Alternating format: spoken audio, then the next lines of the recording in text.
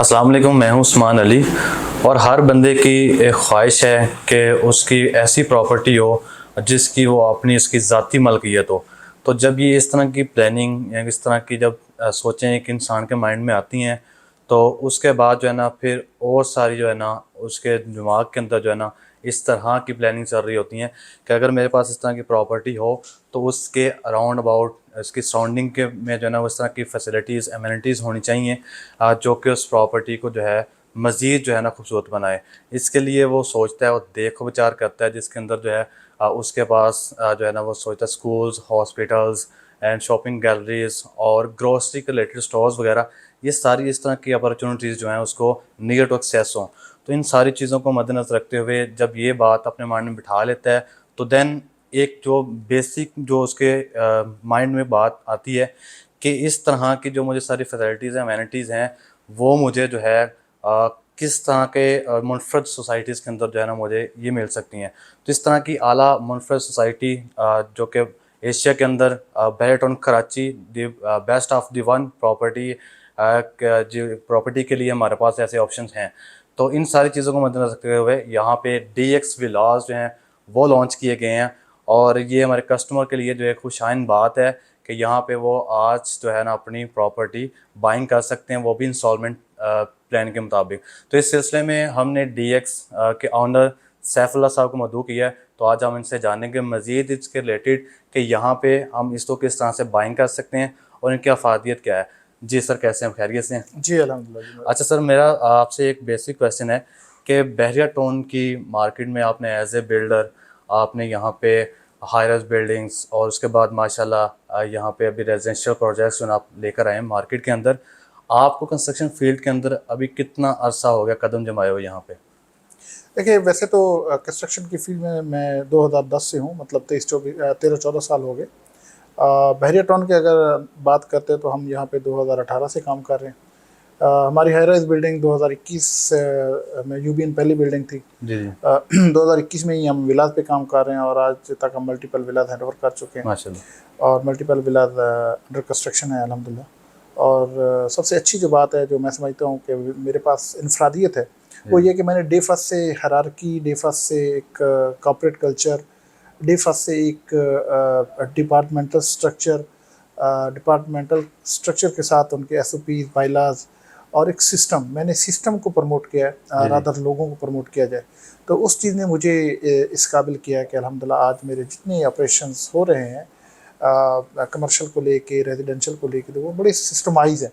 तो मैं यहाँ मौजूद हूँ, मैं यहाँ मौजूद नहीं हूँ, कोई मेरा बंदा ऐड होता है, कोई मेरा बंदा छोड़ के जाता है, कुछ भी है, तो मेरे सिस्टम में उसके ऊपर कोई किसी किस्म का कोई असर नहीं पड़ता। असर नहीं पड़ेगा। तो मैं समझता हूँ कि अगर आपका स्ट्रक्चर, आपकी टीम, आपके हायरार्की बेसिक प्लानिंग हो जाती तो फिर बाकी ऑपरेशनल मैटर और बाकी बिजनेस की जो डेली एक्टिविटीज़ है बड़ी स्मूथ हो जाती है। मैं भी ये समझता हूँ कि यहाँ पे यही बिल्डर की एक वर्थ है कि इसके बाद भी सारी चीज़ें आप जो है इस तरह कंटिन्यू करेंगे।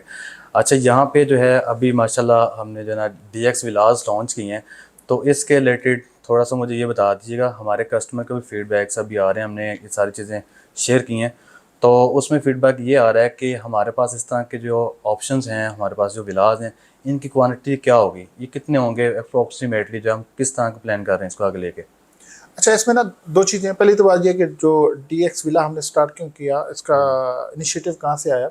इनफैक्ट बहरिया टाउन ने 2014 में प्रोजेक्ट लॉन्च किया तो उस वक्त उन्होंने इंस्टॉलमेंट पे विला दी। ऐसे ही 4 साल की इंस्टॉलमेंट थी। ज़ाहिर बहुत स्टार्ट था, यहाँ कोई डेवलपमेंट भी नहीं थी और वो तब इन्फ्लेशन रेट बाकी चीज़ें बड़ी जिसे कहते हैं कि कम प्राइस पे और बड़ी इजी एक्सेस में चीज़ें लोगों को मिल गई। और ऑस्ट्रेलिया में वो 3 गुना 4 गुना वो महंगी भी हुई, लोगों को फ़ायदा भी हुआ। तो पिछले 4-5 साल से हमें मल्टीपल इस चीज़ की रिक्वायरमेंट हमारे सामने है कि हमें इंस्टॉलमेंट पे विला मिल जाए कहीं से। बीच में ARY के कुछ विलाज आए थे, वो बड़े लिमिटेड आए थे और उसमें कुछ और चीज़ें भी थी, लेकिन बहरिया टाउन में और कोई ऑप्शन थी नहीं। हम भी अगर कंस्ट्रक्शन भी कर रहे थे तो हम 1 साल के शेड्यूल पे ही जा रहे थे, उससे ज़्यादा हम लोग कर नहीं पा रहे थे, कर नहीं रहे थे, प्लानिंग में नहीं था। लेकिन ये जो रिक्वायरमेंट है उसको देखते हुए ये एक आइडिया आया और इस आइडिया के सामने फिर हमने उसको सामने रखते हुए पेमेंट शेड्यूल और बाकी चीज़ें डिफ़ाइन की। तो पता ये चला कि हमारे इस वक्त बहरिया टाउन के अंदर अगर हम सिर्फ रेजिडेंशियल प्लॉट की बात करते हैं तो तकरीबन 2.25 लाख प्लॉट है। अब 2.25 लाख प्लॉट के ऊपर 2.25 लाख विला बनने, घर ठीक बनने है। बनने। अब दो कैटेगरी, एक कैटेगरी तो ये कि किसी ने ऑलरेडी प्लॉट लिया हुआ है तो उसने उसके ऊपर कंस्ट्रक्शन करनी है या करवानी है, और दूसरी ये बात है कि बाकी जो प्लॉट है उन्होंने ट्रेड होना है, एंड यूजर तक जाना है, या उस बंदे तक जाना है जिसने घर बनाना है, या एक तीसरी ऑप्शन ये है कि लोगों ने घर लेना है, उनको जी जी। प्लॉट से कोई लेना देना नहीं, उनको कंस्ट्रक्शन से कोई लेना, उन्होंने जस्ट घर लेना है। सो 2.25 लाख प्लॉट है बहरिया टाउन के अंदर, जो अभी स्ट्रक्चर इस वक्त कंप्लीटेड है। आगे जी जी। फर्दर ज़ाहिर है हर आए दिन एक्सटेंशन हो रही है, हर आए दिन नए प्रेसिडेंट भी ऐड हो रहे हैं, बिल्कुल नए ऐसे ही प्रेसिडेंट है। के अंदर फर्दर उसमें बहुत सारे एरियाज नए डेवलपमेंट हो रहे हैं, तो ये एक्सटेंशन तो होती रहेगी। तो आज तकरीबन 2.25 लाख प्लॉट है जिनके ऊपर घर बनने हैं, जी जी। जिनके ऊपर विलास बनने हैं, और वहाँ लोगों ने इंशाल्लाह शिफ्ट होना है सूनर और लेटर। जी जी। हमारी ये कैलकुलेशन कहती है कि तकरीबन 10 साल में 1 लाख प्लॉट के ऊपर विला बनना है यानी कि इस मार्केट के अंदर, इस बहरिया टाउन मार्केट के कराची के अंदर, अंदर। इस मार्केट के अंदर जो अभी जो अभी अवेलेबल प्लॉट्स हैं। जी जी। तो 1 लाख जो विला है वो आने वाले 10 साल में बनना। अच्छा, ये जो 10 सालों की एक विला की कंस्ट्रक्शन है, ये फिर उसमें उसी तरह कैटेगराइज, कोई प्लाट लेके कंस्ट्रक्शन कराएगा, कोई अदर विला परचेज करेगा। बिल्कुल ऐसे ही है। अच्छा, ये चीज़ हम कंपेयर करते हैं अपनी जो कमर्शियल बिल्डिंग्स हैं। ज़ाहिर एक बिल्डिंग के अंदर 100 अपार्टमेंट आ जाता है, 50 अपार्टमेंट आ जाते हैं, वो वर्टिकल जा रहे हैं, ये हॉरिजॉन्टल है। बिल्कुल ऐसे ही उन है। सारों को कंपेयर करें तो फिर भी हमारा जो ये विलाद वाला एरिया ज़्यादा है। हालांकि हम मैप पे देखते हैं तो बहुत सारे कमर्शियल हैं। ऐसे ही है। अच्छा, जब शुरू में हम आए, बहुत इनिशियल स्टेज भी, तो हम कहते थे कि यार इतने कमर्शियल कैसे कंज्यूम होंगे। With the passage of time ये पता चलता है कि जितना सिटी का इस तरह फ्लो है, जी जी। जितना बहरिया टाउन का इंफ्रास्ट्रक्चर है, बेसिकली हाई राइज बिल्डिंग बनाना वो कोई मसला नहीं होता। हाई राइज बिल्डिंग के साथ उसकी सर्विसेज और अमेनिटीज़ को मैनेज करना, जिस तरीके की जिस लेवल की अमेनिटीज़ और सर्विसेज स्ट्रक्चर ऑलरेडी बहरिया टाउन ने बिछा दिया हुआ है, तो ये कमर्शियल कोई इसके लिए इशू भी नहीं है इसको मैनेज करना। जी सो एक तरफ कमर्शियल हाई राइज बिल्डिंग है, दूसरी तरफ हम रेजिडेंशियल की बात करते हैं, तो हम कमर्शियल को भी मैनेज कर रहे हैं और रेजिडेंशियल को भी मैनेज कर रहे हैं। तो रेजिडेंशियल वाली जो रिक्वायरमेंट है या जो उसका स्कोप है, वो इस कमर्शियल से कहीं ज़्यादा है। ज़्यादा है। हाँ।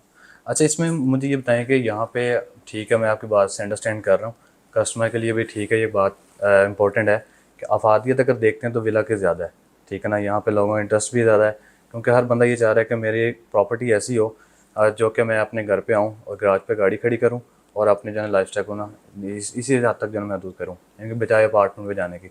अच्छा, यहाँ पे जो है ना, जो आपने अभी ये लॉन्च किए हैं, इसका जो है पेमेंट प्लान थोड़ा सा बता दीजिए नाज़रीन को कि यहाँ पे ये कितने साल का जो है ना हम ये करेंगे, इसको आगे लेकर चलेंगे, कि अभी से हम इसकी कोई एग्रीमेंट करेंगे कस्टमर के साथ कि ये हमारे पास इसकी लोकेशन क्या है, कौन से पेशर में, ये सारी चीज़ें हम जो है ना करने जा रहे हैं, तो इसके बारे में थोड़ा सा जो है ना ये फीडबैक दीजिएगा अपना।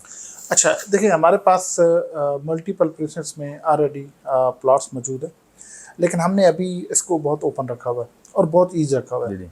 पेमेंट शेड्यूल की हम बात करते हैं तो 3 साल का शेड्यूल है और बहुत ही रिजनेबल सी इसकी डाउन पेमेंट है, तकरीबन 20 लाख या उससे भी कुछ कम है। मंथली इंस्टॉलमेंट हमने 2 लाख रखी है। हम जब पेमेंट शेड्यूल बना रहे थे तो उसमें इस चीज़ को कंसिडर कर रहे थे कि एक वो बंदा जो बहरिया टाउन में प्लॉट भी नहीं ले सकता, जिसका बजट अलाउ नहीं करता, या उसकी एलोकेशन जो फंड्स की है, 20 लाख में यहाँ कोई प्लॉट नहीं आता ऐसे ही है। और 20 लाख में हम वो विला दे रहे हैं।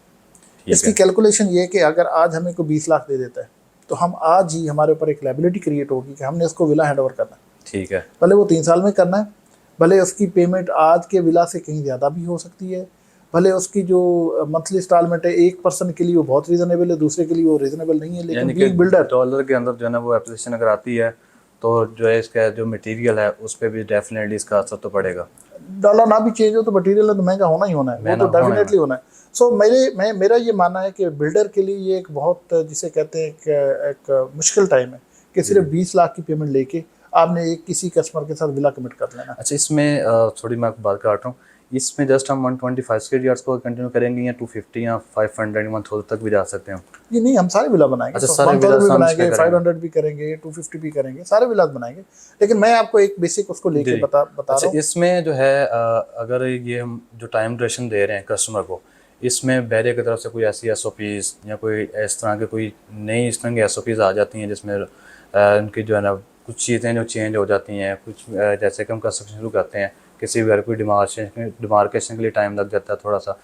हम जो ये टाइम फ्रेम कस्टमर को दे रहे हैं तो 3 साल का, तो 3 साल का मतलब 3 साल के अंदर हम इंशाल्लाह इसको लेकर चलेंगे आगे, पूरा कंप्लीट करेंगे इसी टाइम फ्रेम को। देखिए, जो कंस्ट्रक्शन होती है ना उसमें ये जो हर्डल्स है ना, जी ये मल्टीपल हर्डल्स आती हैं। जी जी अच्छा, ना चाहते हुए आती हैं। मैं आपको एक एग्जांपल देता हूँ। आजकल बारिशें हो रही हैं, जी जी हमारे एक प्रोजेक्ट की डिगिंग होनी है, तो बैरियर टोन अलाउ नहीं कर रहा कि जब तक ये बारिशों का सीज़न खत्म नहीं बिल्कुल होता। ऐसे ही है। वो बारिशों का सीज़न मेरे ख्याल से 4 से 6 हफ्ते का है।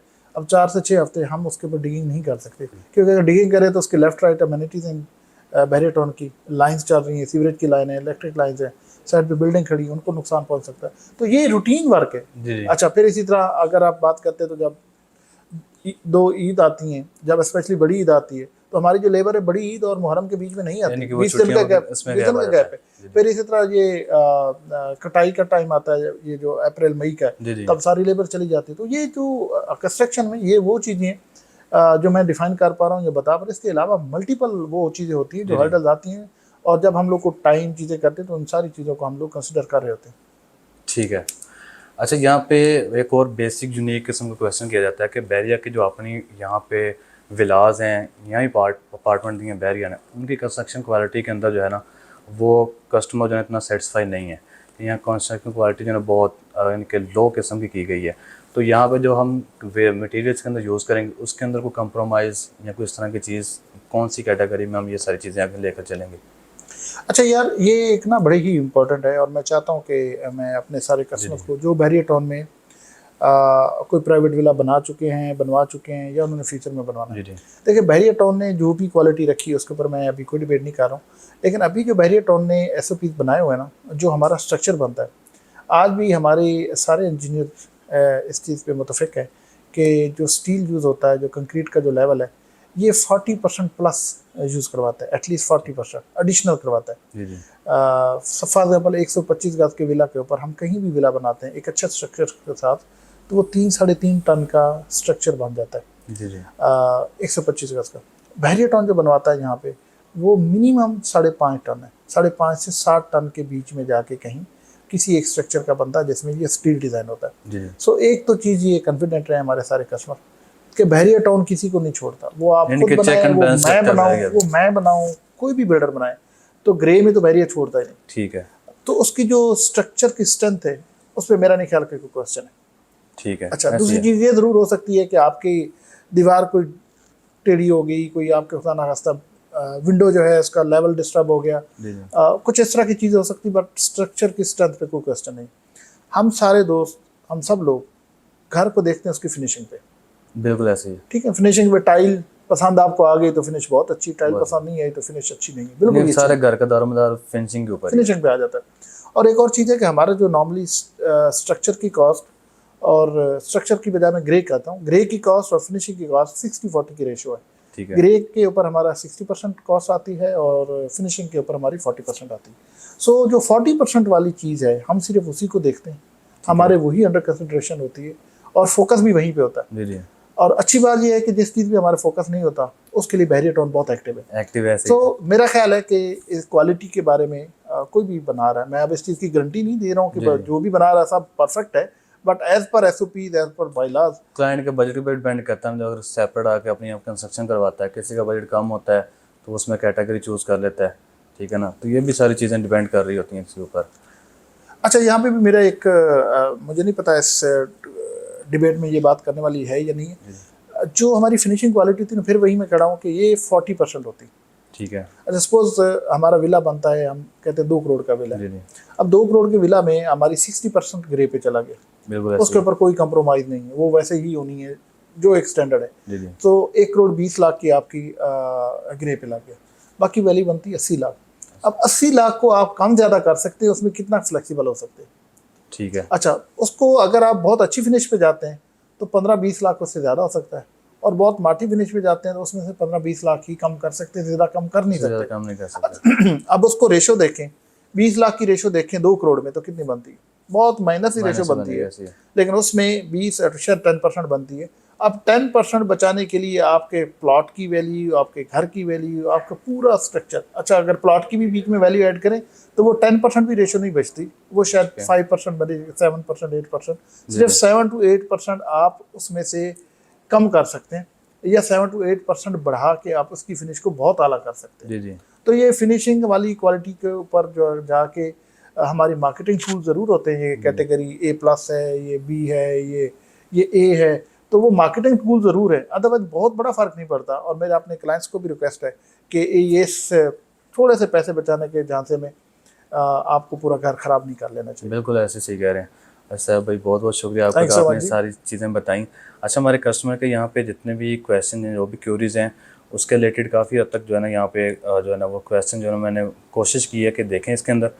और बाकी ये है कि यहाँ पे अभी जो है टाइम ड्यूरेशन ऐसा है कि कोई भी कस्टमर ऐसा नहीं है कि जो यहाँ पे लंप सम वन शॉट पेमेंट के ऊपर आए और आके यहाँ पे एकदम से जो है ना अपना विला परचेज़ कर ले और रहना शुरू कर दे। और बहुत सारे कस्टमर का माइंडसेट भी ऐसा नहीं होता कि आज वो विला ले रहे हैं और कल वो शिफ्ट हो जाएं।